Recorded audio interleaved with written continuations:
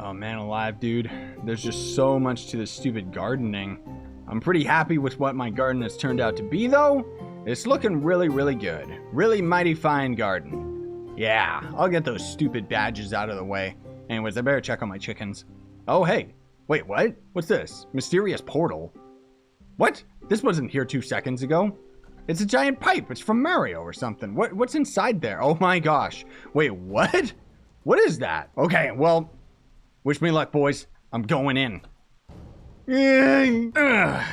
What the? What is this game?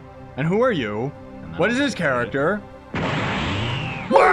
What's up, ladies and gentlemen of the internet? My name's Sayushi, and today we're going to be starting a series of River Bond. Now, granted, I've actually already recorded this entire game in one session in multiplayer with my good friend Nintendo Gamer and Crichton, which you guys may or may not have seen in the Discord. He doesn't really use the mic, though, so you won't hear him in the series from the next episode and onward and stuff. But I wanted to have this as an introductory episode to teach you the different mechanics of this game so that you're not completely lost when the series ends up starting. But I really, really like this game. I hope that when Minecraft Dungeons comes out, it plays similarly to this one, because this game's tight, dude. It's really, really good. And back when this game was originally announced, my friend, Merc and I ended up actually seeing this game coming out as an exclusive for the PlayStation. And it is on PlayStation, but now it's actually on Steam as well. And barely anybody's got this game, probably because the price tag is like a little bit expensive considering the content. But I'll kind of discuss with you guys all of that stuff as we move along. So you got rolling. As you're rolling, you got invulnerability frames.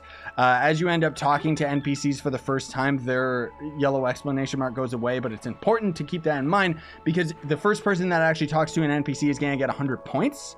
And the point system is quite literally, it's just that. It's just bragging, it's just so that at the end of the level, you can kind of compete with your friends to see who ends up getting the most score. The jumping is a little bit finicky sometimes. I don't know if that's got to do with multiplayer specifically. As you end up opening chests out in the world, don't let this game fool you. It's not like an RPG or anything like that. You don't keep your levels from level, or you don't keep your items from level to level. The only thing that you end up keeping is the game's skins that you end up unlocking.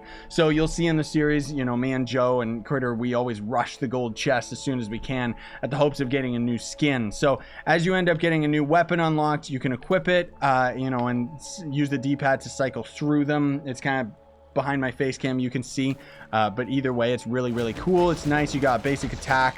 You also have a charged attack as well, which, it doesn't really do that much more damage. It's not really worth the trade-off. And, if the enemies get stunned, you can pick them up. You can kind of pick up stuff in the environment as well. And the environment is very, very destructive, which is cool.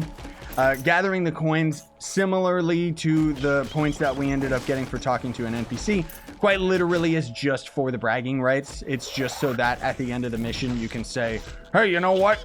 I've got all the points. I'm the strongest person imaginable.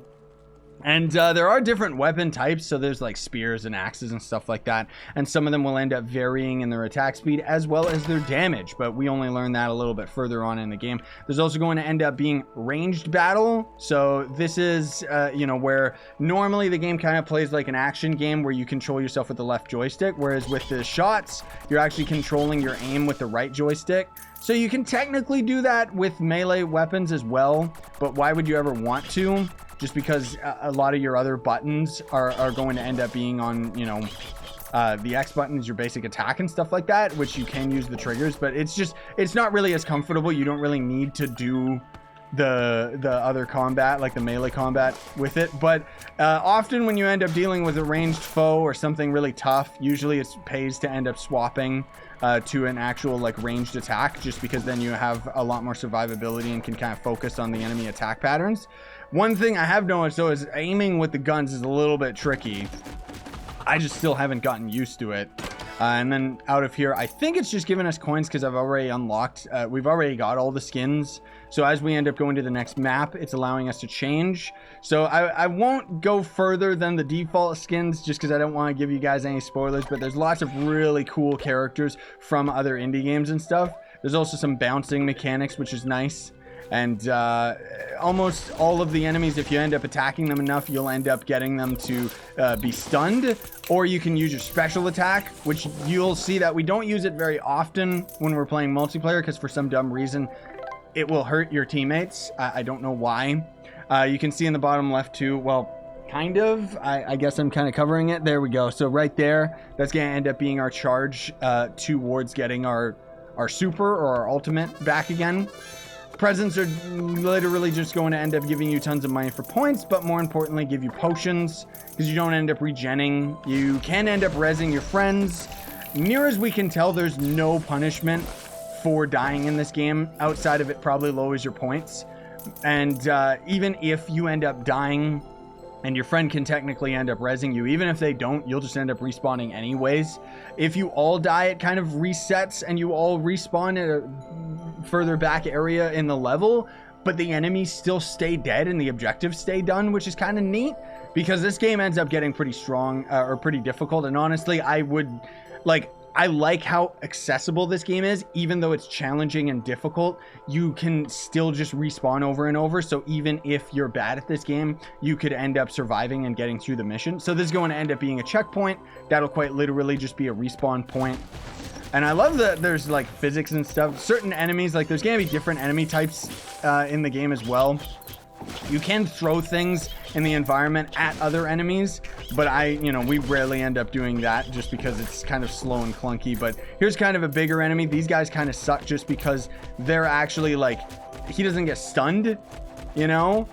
So, this is kind of a strategy that we can use on just this guy. It doesn't really work on some of the Era guys. When we're rolling too, I don't know if I mentioned, but in the middle of the roll animation itself, we've actually got invulnerability frames, which is really nice. So kind of similar to what Dark Souls has, I guess, except it's kind of this top-down voxel game. But I'm loving this game, dude. I wish that there was more content though, because I'll show you guys again once we end up getting back to the title screen. There's not much to this game, man. Like, pretty much now we're done with the tutorial, and then you can load into the game, and this is it. This is the entirety of the game. There's like 4 or 8 bosses. That's it. So each of the levels, you can see we kind of got different stats on them all, different characters that we beat the levels with, which kind of a little bit of a spoiler there. But the first level we played is this one, and it was kind of just getting used to the different mechanics, and it's a really cool game. Some of the later levels start to drag out a bit, as you'll see later on in the series, but again, I don't want to give you guys too many spoilers.